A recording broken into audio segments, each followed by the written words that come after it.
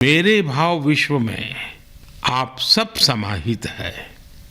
मेरी प्रार्थना है कि आप भी मन से मेरे साथ जुड़े रहें। रामलला के चरणों में मैं आपके भावों को भी उसी भाव से अर्पित करूंगा जो भाव मेरे भीतर उमड़ रहे हैं। साथियों, हम सब इस सत्य को जानते हैं कि ईश्वर निराकार है, लेकिन ईश्वर साकार रूप में भी हमारी आध्यात्मिक यात्रा को बल देते हैं।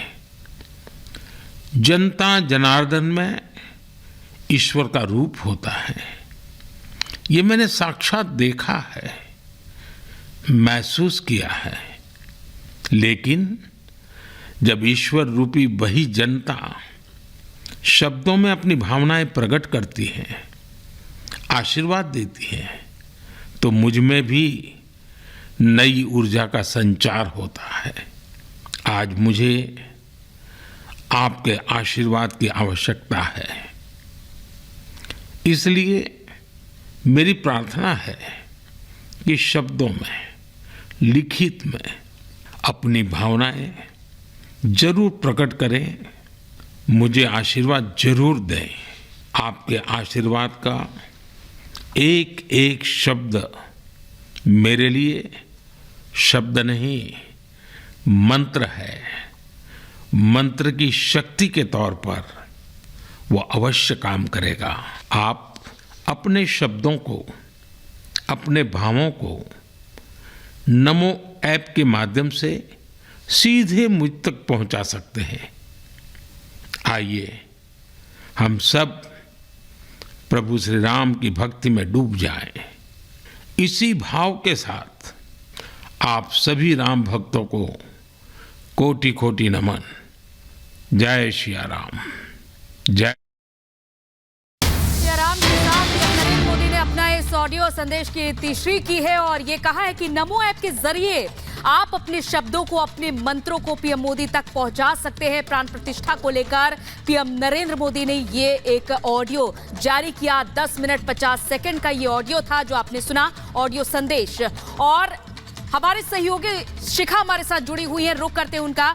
शिखा, पीएम नरेंद्र मोदी ने सभी भक्तों के लिए, सभी देशवासियों के लिए ये ऑडियो संदेश जारी किया कि जब वो प्राण प्रतिष्ठा के दौरान मौजूद रहेंगे तो सभी देश के लोग भी वहां उनके साथ मौजूद रहेंगे। मन में ऑडियो संदेश जारी किया गया है पीएम की तरफ से। प्राण प्रतिष्ठा को लेकर ये ऑडियो संदेश जारी किया गया है। प्राण प्रतिष्ठा में केवल 11 दिन ही बचे हैं और जनता जनार्दन के लिए उन्होंने बोला है कि जिस तरीके से भाव वो अपने प्रकट कर रहे हैं, नमो ऐप के जरिए वो उन तक अपने भाव भी पहुंचा सकते हैं। और जय श्री राम उन्होंने कहा और हर कोई अपनी इसी भावना के साथ श्री राम के काज में लगा हुआ है। यहाँ महिलाएं हैं, देखिए उत्तराखंड से आई हैं, इनसे पूछते हैं। श्री राम, जय श्री राम। हम यहाँ रामलीला करने के लिए आ रहे हैं। रामलीला करने के लिए आ रहे हैं। मैं आपको समझा दूं, ये रामलीला कर रहे हैं और आज राज्य तिलक है। लेकिन मैं आपसे ये जानना चाहती हूँ कि प्रधानमंत्री नरेंद्र मोदी ने ये ऑडियो जारी किया है, उन्होंने संदेश जारी किया है। उन्होंने कहा है कि जनता जनार्दन जो है वो किस तरीके से भाव भक्ति में डूबी हुई है और सबका उन्होंने आह्वान किया है हर कोई भाव भक्ति में डूब जाए। क्या कहेंगे? हम यहाँ बहुत वो हो रहा है, हमको दिल से हम बहुत भाव हो रखे हैं। हम अपने प्रधानमंत्री नरेंद्र मोदी को धन्यवाद करते हैं। उन्होंने यहाँ इतनी अच्छी व्यवस्था कर रखी है, बहुत बढ़िया आनंद आ रहा है। हम सब नाच रहे हैं, गा रहे हैं, रामलीला कर रहे हैं। हम उत्तराखंड से आ रखे हैं। हमने जो हमारी टीम की लीडर है श्रीमती लक्ष्मी शाह जी हैं, उन्होंने पूरे उत्तराखंड की महिलाओं को यहाँ ला रखा है। अच्छा, तो देखिए किस तरीके से यहाँ पर कहा जा रहा है उत्तराखंड से आए हैं और बहुत महिलाएं आई हुई हैं। यहाँ पर 500 महिलाएं आई हैं। लेकिन सबसे बड़ी बात क्या कह रही है कि यहाँ पर व्यवस्था जो है वो इस तरीके से की हुई है कि यहाँ पर बहुत आनंद आ रहा है। बहुत अच्छी व्यवस्था है यहाँ पे।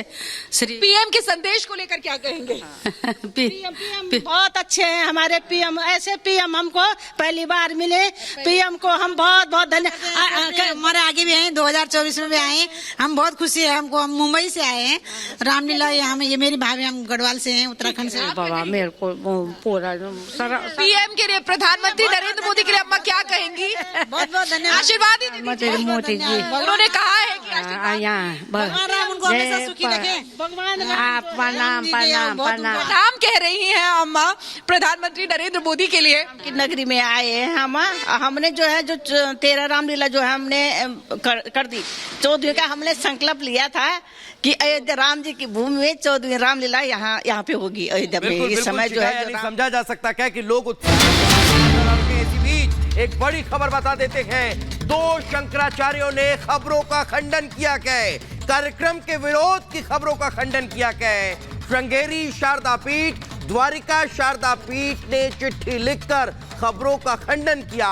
धर्म विरोधियों ने झूठी खबरें फैलाई, ये शंकराचार्य कह रहे हैं। तो आपको बता दें, ये प्रोपेगेंडा रचा गया, ये खबरें फैलाई गई कि चारों पीठों के शंकराचार्य इस प्राण प्रतिष्ठा का विरोध कर रहे हैं। लेकिन इस वक्त ये बड़ी खबर आपको बता रहे हैं कि 2 शंकराचार्यों ने अब इन खबरों का विरोध किया है, खंडन किया।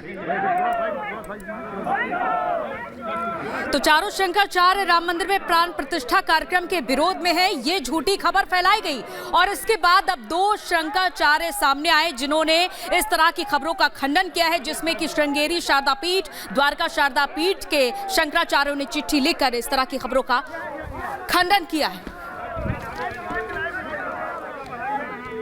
तो लगातार ये देखा जा रहा है कि जहां राम मंदिर प्राण प्रतिष्ठा कार्यक्रम की तैयारियां जारी हैं, तो वहीं दूसरी तरफ अलग अलग तरह की खबरें सामने आ रही हैं, जिसमें कि चारों शंकराचार्यों के इस प्राण प्रतिष्ठा में शामिल होने की विरोध किया गया था। इस तरह की खबरें फैलाई गई। तो रामलला का मंदिर बनने की एक तरफ जहां सनातनी खुशी है, तो वहीं इस तरफ राजनीति भी खूब हो रही है। लेकिन देश के हजारों लोग इस कार्यक्रम में शामिल होने के लिए उत्साहित हैं, जय श्री राम का जय घोष कर रहे हैं। तो वहीं त्रेता युग के रामराज का पूरा दृश्य देखने को मिलेगा, जिसे देखने के लिए इंतजार में करीब 2 लाख हिंदुओं ने अपनी जान न्यौछावर कर दी है। अयोध्या में रामलला के प्राण प्रतिष्ठा की तैयारी जोर शोर से चल रही है। पूरे अयोध्या को दुल्हन की तरह सजाया जा रहा है। इस खास आयोजन में देश भर के नेताओं, वीवीआईपी से लेकर कुछ चुनिंदा लोगों को न्योता भेजा जा रहा है। लेकिन अयोध्या आने वाले मेहमानों में सबसे खास हैं रामलला के प्राण प्रतिष्ठा कार्यक्रम में भाग लेने वाले वो साधु संत जो सनातन की सेवा में दिन रात लगे हैं। अब तक जो जानकारी सामने आई है, उसके मुताबिक इस खास आयोजन में 150 परंपराओं के सन्यासी 22 जनवरी को अयोध्या में प्राण प्रतिष्ठा के कार्यक्रम में हिस्सा लेंगे, जिनकी संख्या तकरीबन 4500 के आसपास होगी।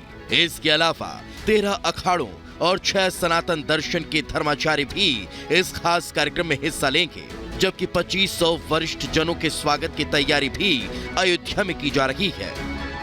हालांकि हिंदू धर्म गुरु के पूरी पीठाधीश्वर शंकराचार्य इस खास कार्यक्रम में शामिल नहीं हो पाएंगे, लेकिन उन्होंने इस शुभ कार्यक्रम के लिए अपनी शुभकामनाएं देते हुए समाज को समरसता का संदेश दिया है।